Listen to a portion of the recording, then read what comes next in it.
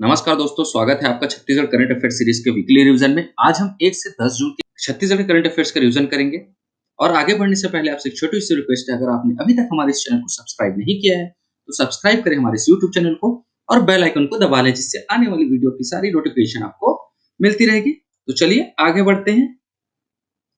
पहला प्रश्न है, छत्तीसगढ़ में होमगार्ड जवानों के मानदेय में अधिकतम कितने रुपए तक की वृद्धि हुई है? इसका सही उत्तर है 6,420 रुपए तक की। छत्तीसगढ़ में होमगार्ड जवानों के मानदेय में जो है ना, न्यूनतम 6,300 रुपए से लेकर अधिकतम 6,420 रुपए तक की वृद्धि है। और ये जो वृद्धि है ना, ये 1 अप्रैल 2023 से लागू होगी। मुख्यमंत्री श्री भूपेश बघेल ने भरोसे के बजट में मानदेय बढ़ाने की घोषणा की थी। अगला प्रश्न है, छत्तीसगढ़ शासन की सुघ्घर पढ़वैया योजना के अंतर्गत किस जिले को छत्तीसगढ़ में पहला स्थान प्राप्त हुआ है? इसका सही उत्तर है ऑप्शन सी, बालोद जिले को। छत्तीसगढ़ शासन की सुघ्घर पढ़वैया योजना के अंतर्गत बालोद जिला जो है ना, पूरे छत्तीसगढ़ में प्रथम स्थान पर है। इस योजना के अंतर्गत बालोद जिले के सर्वाधिक शालाओं का चयन किया गया है। अगला प्रश्न है, बेरोजगारी भत्ता योजना के तहत छत्तीसगढ़ में सर्वाधिक भत्ता हितग्राहियों वाला जिला कौन सा है? इसका सही उत्तर है ऑप्शन बी, बालोद। बेरोजगारी भत्ता योजना के तहत जो है ना, बालोद जिले में सर्वाधिक 8,832 हितग्राहियों को बेरोजगारी भत्ते की किस्त दी गई है। सर्वाधिक हितग्राही वाले जो जिले हैं ना, उसमें पहले स्थान पर जो है वो बालोद जिला है, दूसरे स्थान पर जो है ना दुर्ग जिला है, और तीसरे स्थान पर जो है बिलासपुर जिला आता है। अगला प्रश्न है, रीपा उत्पादों की बिक्री के लिए रीपा चैटबॉट का शुभारंभ किसने किया है? इसका सही उत्तर है ऑप्शन सी, श्री भूपेश बघेल जी ने किया है। मुख्यमंत्री श्री भूपेश बघेल ने रायगढ़ में महात्मा गांधी औद्योगिक पार्क रीपा के तहत विभिन्न प्रकार के उत्पादों के ऑर्डर के लिए चैट बोर्ड का शुभारंभ किया है। इस बोर्ड को आत्मिक भारत वर्टेक्स सूट द्वारा निर्माण एवं फसल बाजार के माध्यम और जिला प्रशासन रायगढ़ द्वारा एक्टिव किया गया है। इस चैट बोर्ड के माध्यम से जो है ना, ग्रामीण औद्योगिक पार्क के उद्यमी अपने उत्पाद को व्हाट्सएप के जरिए सीधे ग्राहकों को बेच सकेंगे। और जो ये चैट बोर्ड है ना, उपयोग करने में बहुत ही आसान है, व्हाट्सएप की तरह ही काम करता है, और इस बोर्ड के माध्यम से ऑर्डर को प्लेस किया जाता है और पेमेंट भी की जा सकती है। अगला प्रश्न है, छत्तीसगढ़ ही ऐप 36 कोर्स का लॉन्च कब किया जाएगा? इसका सही उत्तर है ऑप्शन सी, 10 जून को।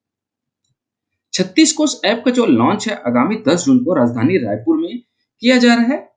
और जो 36 कोर्स ऐप है ना, उनको नॉर्थ अमेरिका छत्तीसगढ़ एसोसिएशन, इसी को शॉर्ट में नाचा कहा जाता है, इन्होंने बनवाए हैं। छत्तीसगढ़ ही ऐप 36 कोर्स के लॉन्च कार्यक्रम में बतौर मुख्य अतिथि के रूप में जो है मुख्यमंत्री भूपेश बघेल जी शामिल होंगे। इस ऐप में ना अंग्रेजी भाषा के 25,000 शब्दों का छत्तीसगढ़ी में अनुवाद किया गया है। साथ ही जो है ना 22 साहित्यकारों की कहानी, निबंध, उपन्यास आदि के संग्रह भी ऐप पर उपलब्ध है। अगला प्रश्न है, छत्तीसगढ़ पर्यावरण संरक्षण मंडल को विश्व पर्यावरण दिवस के अवसर पर कितने विश्व रिकॉर्ड प्राप्त हुए हैं? इसका सही उत्तर है ऑप्शन सी, 3 विश्व रिकॉर्ड प्राप्त हुए हैं। छत्तीसगढ़ पर्यावरण संरक्षण मंडल को 5 जून विश्व पर्यावरण दिवस के अवसर पर जो है ना 3 विश्व रिकॉर्ड प्राप्त हुए हैं। इनमें गोबर पेंट से 3600 स्क्वायर फीट की कैनवास पेंटिंग बनाए जाने पर Limca book of world record प्राप्त हुआ है। साथ ही साथ एक दिन में जो है ना 12,38,116 पर्यावरण संरक्षण की शपथ लिए जाने पर star book of world record और वर्ल्ड रिकॉर्ड बुक की ट्रॉफियां व प्रमाण पत्र भी मोहम्मद अकबर द्वारा मंडल के अध्यक्ष श्री सुब्रत साहू को प्रदान किए गए हैं। अगला प्रश्न है, छत्तीसगढ़ के संस्कृति विभाग और जिला प्रशासन रायगढ़ को किस वर्ल्ड रिकॉर्ड द्वारा प्रमाण पत्र प्रदान किया गया है? इसका सही उत्तर है option A, golden book of world record द्वारा। राष्ट्रीय रामायण महोत्सव के आयोजन के लेकर ना छत्तीसगढ़ को जो है 2 वर्ल्ड रिकॉर्ड बने हैं। छत्तीसगढ़ के संस्कृति विभाग और जिला प्रशासन रायगढ़ को golden book of world record द्वारा प्रमाण पत्र प्रदान किया गया है। छत्तीसगढ़ राज्य के संस्कृति विभाग द्वारा जो है ना आयोजित राष्ट्रीय रामायण महोत्सव में पहला वर्ल्ड रिकॉर्ड अरण्य कांड पर सबसे ज्यादा समय तक 3 दिनों तक लगातार 765 मिनट तक अरण्य कांड का मंचन करने पे बना है। और छत्तीसगढ़ सहित जो है ना 13 राज्य और 2 विदेशी दलों के 17 दलों के 375 कलाकारों ने इसमें हिस्सा लिया है। राज्य के संस्कृति विभाग को most stage artist performing on Aranya Kand का रिकॉर्ड प्रदान किया गया है। सबसे ज्यादा कलाकार सबसे देर तक चलने वाले अरण्य कांड पर कार्यक्रम के यह रिकॉर्ड बना है। साथ ही साथ जो है ना रायगढ़ जिला प्रशासन को 10,000 से भी अधिक लोगों द्वारा सामूहिक रूप से हनुमान चालीसा का पाठ करने के लिए वर्ल्ड रिकॉर्ड प्रदान किया गया है। तो ध्यान दीजिएगा दोस्तों, यहाँ से जो संभावित प्रश्न जो बनते हैं तो राष्ट्रीय रामायण महोत्सव के आयोजन में कितने वर्ल्ड रिकॉर्ड बने हैं, ये पहला प्रश्न बोला जा सकता है। तो इसमें 2 वर्ल्ड रिकॉर्ड बने हैं। कितने राज्य और कितने विदेशी दलों ने हिस्सा लिया है? 13 राज्य और 2 विदेशी दलों ने जो है ना राष्ट्रीय रामायण महोत्सव में हिस्सा लिया है। साथ ही साथ कितने मिनट तक अरण्य कांड का मंचन करने पर रिकॉर्ड बना है? 765 मिनट तक अरण्य कांड का मंचन करने पर रिकॉर्ड बना है। अगला प्रश्न है, छत्तीसगढ़ ने मिशन लाइफ कार्यक्रम के अंतर्गत पर्यावरण संरक्षण के संकल्प के मामले में कौन से विश्व रिकॉर्ड अपने नाम किए हैं? इसका सही उत्तर है ऑप्शन डी, ए और बी दोनों। तो छत्तीसगढ़ ने जो है ना मिशन लाइफ कार्यक्रम के अंतर्गत India star book of record और वर्ल्ड रिकॉर्ड बुक दोनों जो है ना ये विश्व रिकॉर्ड अपने नाम किए हैं। छत्तीसगढ़ पर्यावरण संरक्षण मंडल द्वारा मिशन लाइफ कार्यक्रम के अंतर्गत विश्व पर्यावरण दिवस के अवसर पर 1 जून को पर्यावरण संरक्षण के लिए शपथ का कार्यक्रम रखा गया था। पूरे छत्तीसगढ़ में ना 12,38,116 से अधिक लोगों ने ना शपथ लेकर India star book of record एवं वर्ल्ड रिकॉर्ड बुक में अपना नाम दर्ज करवाया है। साथ ही साथ रायपुर जिले में एक दिन में सबसे अधिक शपथ का विश्व रिकॉर्ड टूटा है और 1,75,209 शपथ के साथ मंडल ने लिम्का बुक ऑफ रिकॉर्ड में अपना नाम दर्ज किया है। मुख्यमंत्री श्री भूपेश बघेल की जन भागीदारी की अपील का असर से 3 नए विश्व रिकॉर्ड बने हैं और जो मिशन लाइफ जन जागरूकता कार्यक्रम का आयोजन है ना वो 1 जून से 5 जून 2023 तक किया जाएगा। अगर आपको कोई भी डाउट हो ना तो कमेंट बॉक्स में आप मेंशन कर दीजिएगा। अगली वीडियो में उसको आपके डाउट्स को मैं क्लियर करने की पूरी कोशिश करूंगा। अगला प्रश्न है, केंद्र सरकार ने वर्ष 2023-24 के लिए धान के न्यूनतम समर्थन मूल्य में कितने रुपए की वृद्धि की है? इसका सही उत्तर है ऑप्शन बी, 143 रुपए की वृद्धि की है। अगला प्रश्न है, केंद्र सरकार ने वर्ष 2023-24 के लिए सामान्य धान के न्यूनतम समर्थन मूल्य को बढ़ाकर कितने रुपए प्रति क्विंटल किया है? इसका सही उत्तर है ऑप्शन ए, 2183 रुपए। ध्यान रखिएगा दोस्तों, मैंने आपसे यहाँ पे पूछा है सामान्य धान का समर्थन मूल्य, तो 143 रुपए की वृद्धि हुई है, तो 2183 रुपए जो है ना ये सामान्य धान की समर्थन मूल्य है। और जो ग्रेड ए धान का न्यूनतम समर्थन मूल्य है वो 2203 रुपए केंद्र सरकार द्वारा वर्ष 2023-24 के लिए किया गया है। केंद्र सरकार ने वर्ष 2023-24 के लिए धान के न्यूनतम समर्थन मूल्य में 143 रुपए की बढ़ोतरी की है। वर्ष 2023-24 के लिए धान के न्यूनतम समर्थन मूल्य में 7% की बढ़ोतरी हुई है। न्यूनतम समर्थन मूल्य में बढ़ोतरी से जो सामान्य धान का समर्थन मूल्य है ना वो 2183 रुपए प्रति क्विंटल हो गया है और ग्रेड ए धान का जो समर्थन मूल्य है 2203 रुपए प्रति क्विंटल हो गया है।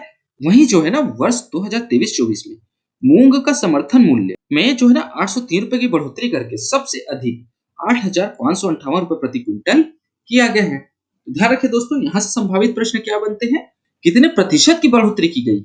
वर्ष 2023-24 में जो है 7% की बढ़ोतरी की गई है और सामान्य धान का समर्थन मूल्य 2183 रुपए, ग्रेड ए धान का समर्थन मूल्य 2203 रुपए प्रति क्विंटल। ठीक है, सबसे अधिक किसमें बढ़ोतरी की गई है समर्थन मूल्य की? तो मूंग में की गई है, 803 रुपए की बढ़ोतरी की गई है और बढ़ोतरी करने के बाद जो है ना 8,558 रुपए प्रति क्विंटल हो गया है। अगला प्रश्न है, केंद्र सरकार द्वारा धान के न्यूनतम समर्थन मूल्य में बढ़ोतरी के बाद छत्तीसगढ़ में धान कितने रुपए प्रति क्विंटल बिकेगा? इसका सही उत्तर है 2783 रुपए प्रति क्विंटल। केंद्र सरकार द्वारा वर्ष 2023-24 में धान के न्यूनतम समर्थन मूल्य में वृद्धि करने के बाद छत्तीसगढ़ के किसानों को धान में 2783 रुपए प्रति क्विंटल मिलेगा। इससे पूर्व केंद्र सरकार के समर्थन मूल्य 2040 रुपए में छत्तीसगढ़ राज्य शासन द्वारा प्रति क्विंटल 600 रुपए की इनपुट सब्सिडी दिया जा रहा था। इससे किसानों को जो है ना 2640 रुपए मिल रहा था। ध्यान रखिएगा दोस्तों, जो 2040 रुपए जो छत्तीसगढ़ शासन द्वारा दिया जा रहा था पिछले वर्ष के लिए ये सामान्य धान का है। तो वर्ष 2023-24 में सामान्य धान का समर्थन मूल्य है 2183 रुपए है। इसमें 600 रुपए की इनपुट सब्सिडी जो है छत्तीसगढ़ शासन द्वारा दी जाती है, तो 2783 रुपए जो है ना ये आपका हो गया प्रति क्विंटल धान का मूल्य हो गया। और ग्रेड ए धान का जो है ना 2203 रुपए है समर्थन मूल्य केंद्र सरकार द्वारा, जिसमें 600 रुपए छत्तीसगढ़ शासन द्वारा सब्सिडी दी जा रही है, जिससे 2803 रुपए प्रति क्विंटल जो है हो जाता है। और छत्तीसगढ़ शासन ने 28 रुपए प्रति क्विंटल धान खरीदने की घोषणा की है। अगला प्रश्न है, छत्तीसगढ़ में जलदूत ऐप एंट्री में कौन सा जिला छत्तीसगढ़ में प्रथम स्थान पर है? इसका सही उत्तर है ऑप्शन सी, जशपुर जिला। जलदूत ऐप के माध्यम से कुआं के जल स्तर के मापन का कार्य पूर्ण किया जाता है। और जसपुर जिला जो है ना जल दूत ऐप के माध्यम से कुआं के जल स्तर के मापन का कार्य सर्वप्रथम पूर्ण कर छत्तीसगढ़ में प्रथम स्थान पर है। अगला प्रश्न है, छत्तीसगढ़ में वर्ष 2022-23 में मोतियाबिंद के ऑपरेशन में कौन सा जिला दूसरे नंबर पे है? इसका सही उत्तर है ऑप्शन बी, सूरजपुर जिला। राष्ट्रीय अंधत्व एवं अल्पदृष्टि नियंत्रण कार्यक्रम अंतर्गत जिला में वर्ष 2022-23 में मोतियाबिंद ऑपरेशन हेतु सूरजपुर जिला को 1500 मोतियाबिंद ऑपरेशन करने का लक्ष्य प्राप्त हुआ था। अपेक्षित लक्ष्य के विरुद्ध जो है सर्वाधिक मोतियाबिंद ऑपरेशन में पहला स्थान जो है वो रायपुर का है, दूसरा स्थान जो है सूरजपुर का है और तीसरा स्थान जो है बलौदा बाजार भाटापारा का है। अगला प्रश्न है, राष्ट्रीय रामायण महोत्सव में आयोजित प्रतियोगिता में प्रथम स्थान किसने प्राप्त किया है? इसका सही उत्तर है ऑप्शन ए, कर्नाटक राज्य ने जो है ना प्रथम स्थान प्राप्त किया है। राष्ट्रीय रामायण महोत्सव के दौरान अरण्य कांड पर आयोजित प्रतियोगिता में प्रथम स्थान पर कर्नाटक के दल को प्राप्त हुआ है और प्रतियोगिता में द्वितीय पुरस्कार असम के दल को मिला है और तृतीय पुरस्कार जो है ना झारखंड के दल को प्रदान किया गया है।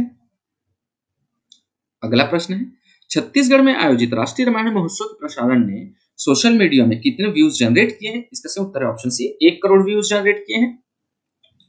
विभिन्न सोशल मीडिया चैनलों में महोत्सव के 3 दिनों के कार्यक्रम में 1 करोड़ से ज्यादा व्यूज जनरेट किए हैं, जिसका मतलब है कि राष्ट्रीय रामायण महोत्सव का जो लगभग 1 करोड़ लोगों तक फेसबुक, इंस्टाग्राम, यूट्यूब और ट्विटर के जरिए पहुंचा है। दोस्तों आपको 1 करोड़ को ना 10 मिलियन बोल के भी पूछा जा सकता है प्रश्न में। अगला प्रश्न है, केलो नदी के संरक्षण पर आधारित केलो मैया का विमोचन किसने किया है? इसका सही उत्तर है ऑप्शन सी, श्री भूपेश बघेल जी ने किया है। मुख्यमंत्री श्री भूपेश बघेल ने सर्किट हाउस रायगढ़ में विभिन्न सामाजिक प्रतिनिधि मंडलों से सौजन्य मुलाकात की है। इस दौरान मुख्यमंत्री श्री भूपेश बघेल ने रायगढ़ की जीवन रेखा माने जाने केलो नदी का संरक्षण पर आधारित पुस्तिका केलो मैया का विमोचन किया है। दोस्तों ध्यान रखिएगा, आपको एक प्रश्न यहाँ से ऐसा भी पूछा जा सकता है कि मुख्यमंत्री श्री भूपेश बघेल ने केलो मैया पुस्तिका का विमोचन कहाँ किया है? तो ये भी आपको ध्यान रखना है कि रायगढ़ में इन्होंने इस पुस्तिका का विमोचन किया है। अगला प्रश्न है, यूजीसी नेक ग्रेडिंग में पूरे देश में छत्तीसगढ़ का कौन सा स्थान है? इसका सही उत्तर है ऑप्शन ए, पहला स्थान है। गौरतलब है कि शैक्षणिक सत्र के दौरान यूजीसी ने नेक ग्रेडिंग के संदर्भ में ट्वीट करके जानकारी दी, जिसमें छत्तीसगढ़ का स्थान पहला है। विगत 6 माह में नेक ग्रेडिंग में पूरे छत्तीसगढ़ के सर्वाधिक महाविद्यालयों का मूल्यांकन किया गया है, जिसमें छत्तीसगढ़ के 98 महाविद्यालय शामिल है। पिछले 4 वर्षों में से अब तक ना 192 कॉलेजों का मूल्यांकन करा लिया गया है। अगला प्रश्न है, हांगकांग में आयोजित वुमेन्स एशिया बेसबॉल चैंपियनशिप में छत्तीसगढ़ से कौन सी खिलाड़ी इंडियन टीम का हिस्सा रही है? इसका सही उत्तर है ऑप्शन ए, अंजलि। अंजलि ने बलरामपुर रामानुजगंज जिले की एक छोटे से गांव से निकलकर इंडियन बेसबॉल टीम में जगह पक्की की है। अंजलि ने ना हाल ही में हांगकांग में आयोजित वुमेन्स एशिया बेसबॉल चैंपियनशिप में इंडियन टीम का हिस्सा रही है, जिसमें इंडियन टीम एशिया लेवल पर 6वें स्थान पर रही है। अंजलि आगामी दिसंबर माह में कनाडा में होने वाली प्रतियोगिता में शामिल होंगी। अगला प्रश्न है, 7वीं राष्ट्रीय टारगेट बॉल चैंपियनशिप में कबीरधाम जिले की खिलाड़ी परमेश्वरी यादव ने कौन सा पदक जीता है? इसका सही उत्तर ऑप्शन है, स्वर्ण पदक जीता है। राष्ट्रीय टारगेट बॉल चैंपियनशिप में कबीरधाम जिले की खिलाड़ी परमेश्वरी यादव ने स्वर्ण पदक जीता है।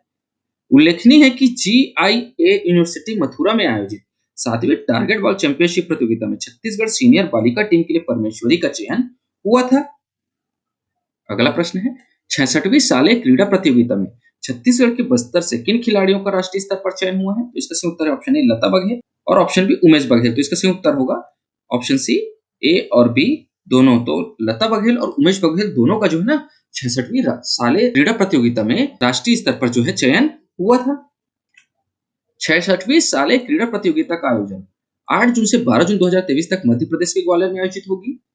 छत्तीसगढ़ के बस्तर के 2 खिलाड़ियों का चयन राष्ट्रीय स्तर पर हुआ है और हॉकी में बालिका वर्ग में लता बघेल और बालक वर्ग में उमेश बघेल का चयन हुआ है। आपको यह भी ध्यान रखना है दोस्तों, इन दोनों खिलाड़ियों का जो चयन हुआ है वो हॉकी के खेल से संबंधित है। मुंबई में आयोजित राष्ट्रीय रोप स्कीपिंग प्रतियोगिता में छत्तीसगढ़ खिलाड़ियों ने कितने स्वर्ण पदक जीते हैं? इसका सही उत्तर है ऑप्शन सी, 5 स्वर्ण पदक जीते हैं।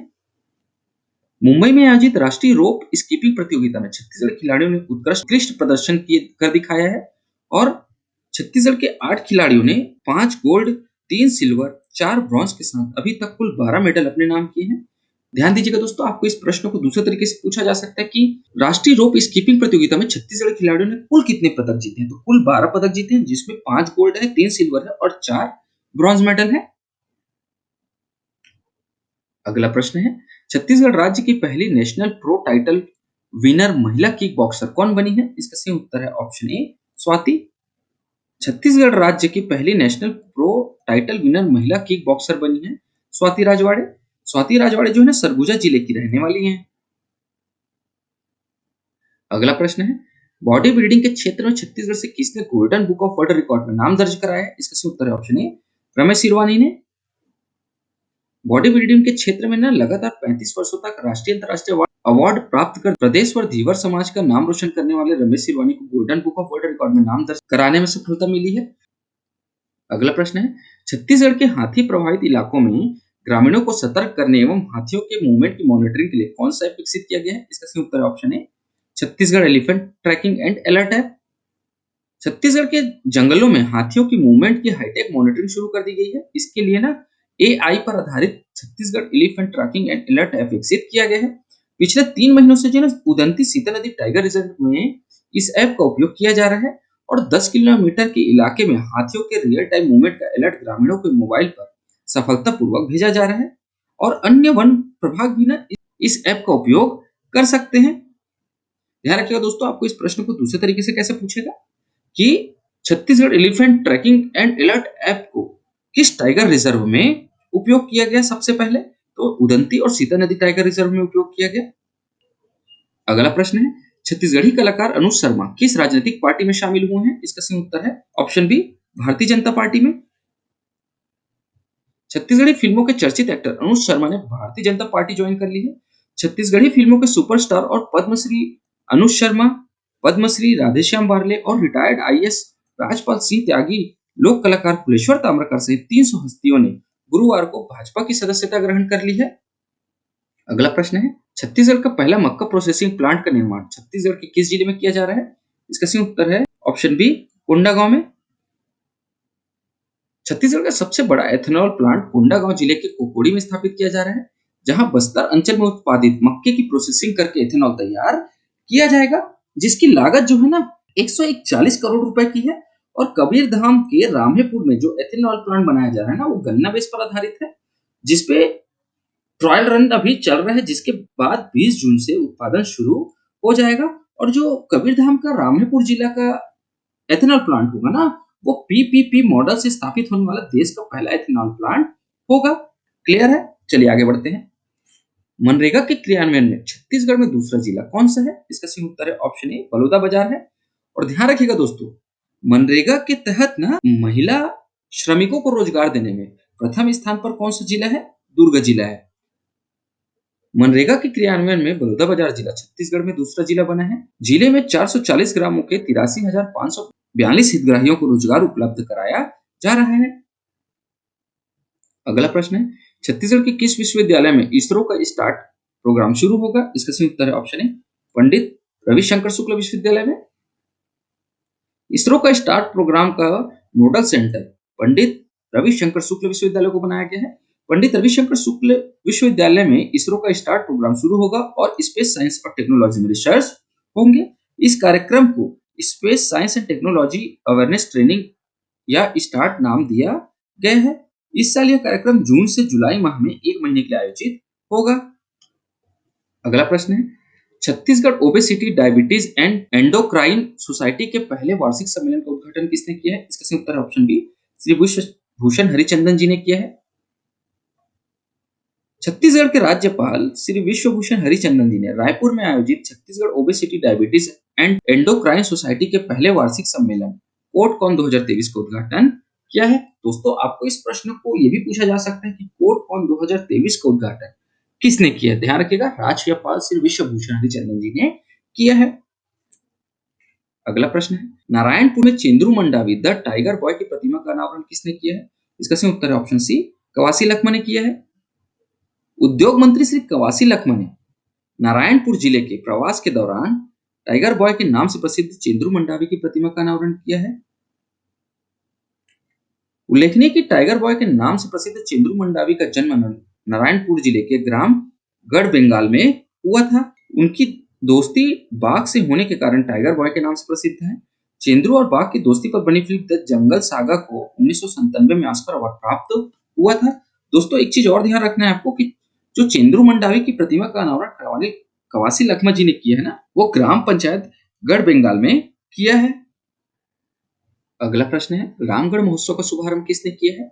इसका सही उत्तर है ऑप्शन सी, श्री अमरजीत भगत ने किया है। रामगढ़ महोत्सव का शुभारंभ खाद्य मंत्री श्री अमरजीत भगत ने किया है। छत्तीसगढ़ में रामगढ़ महोत्सव जो है 4 से 5 जून 2023 को आयोजित होगा, जिसके मुख्य अतिथि डॉक्टर शिव कुमार डहरिया हैं। और रामगढ़ महोत्सव का शुभारंभ जो है ना आषाढ़ माह के प्रथम दिन को किया जाता है।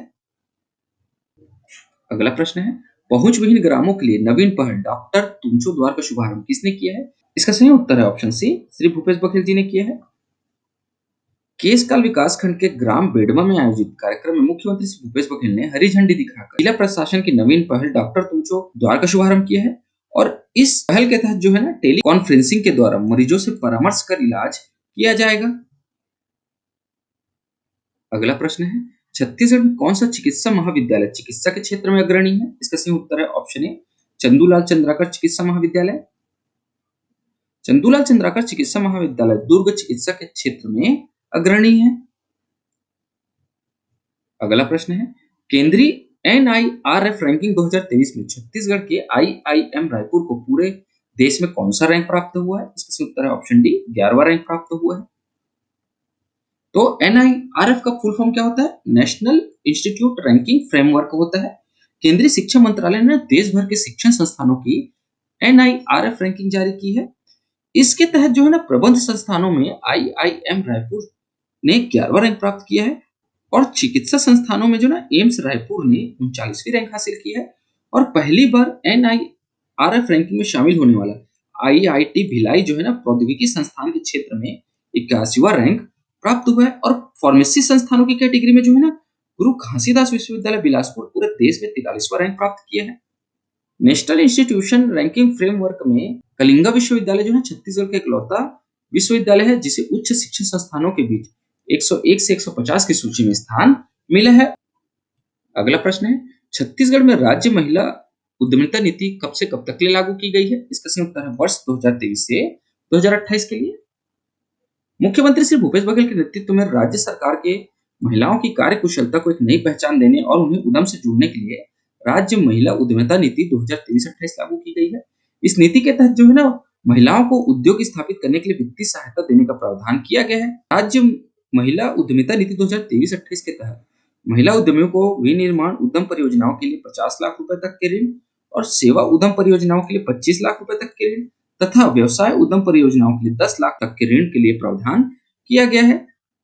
और साथ ही साथ जो है ना राज्य महिला उद्यमिता नीति 2023-28 में स्व सहायता समूहों को अतिरिक्त आर्थिक निवेश प्रोत्साहन के रूप में अनुदानों में 5% का अतिरिक्त अनुदान और छूट के मामलों में 1 वर्ष की अतिरिक्त समावधि दी जाएगी। अगला प्रश्न है, आदिम जाति तथा अनुसूचित जाति विकास विभाग द्वारा वर्तमान में छत्तीसगढ़ में कितने छात्रावास आश्रम संचालित किए जा रहे हैं? इसका सही उत्तर है ऑप्शन बी, 3294। उल्लेखनीय है कि वर्तमान में विभाग द्वारा जो छत्तीसगढ़ में ना 3294 छात्रावास आश्रम संचालित किए जा रहे हैं, जिसमें से 2774 अनुसूचित जनजाति के लिए हैं, 483 छात्रावास अनुसूचित जाति के लिए हैं एवं 37 जो है ना अन्य पिछड़ा वर्ग के हैं। प्री मैट्रिक छात्रावास आश्रमों में प्रवेशित छात्र छात्राओं को वर्तमान में 1000 रुपए प्रति माह की दर से शिष्यवृत्ति प्रदान की जा रही है। सरकार की घोषणा के अनुसार इस वित्तीय वर्ष से इस शिष्यवृत्ति को बढ़ाकर 1500 रुपए प्रति माह किए जाने का बजट में प्रावधान किया गया है। आज के रिवीजन वीडियो में इतना ही दोस्तों। आशा करता हूँ आपको हमारी वीडियो पसंद आई होगी। अगर आपको हमारी वीडियो पसंद आती है तो लाइक करें, शेयर करें और हमारे इस चैनल को सब्सक्राइब करें। इस वीडियो को देखने के लिए आपका बहुत बहुत शुक्रिया। Thank you very much.